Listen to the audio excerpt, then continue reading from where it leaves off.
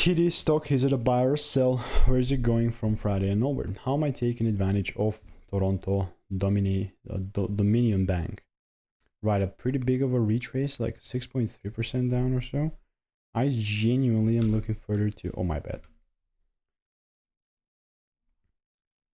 When I look at the price, I honestly am quite bullish, not even gonna lie. I'm just gonna be straight up real with you. Looks pretty bullish. Like zooming out, just look at the momentum, right? What is the chances and the likelihood of this, that this thing continues to go up? Quite high. I'm even marking out the current ranges here. Obviously, do your own fundamental analysis. And just like blindly follow everything. Marked up the lows. Great. If there is a decent, I mean, solid,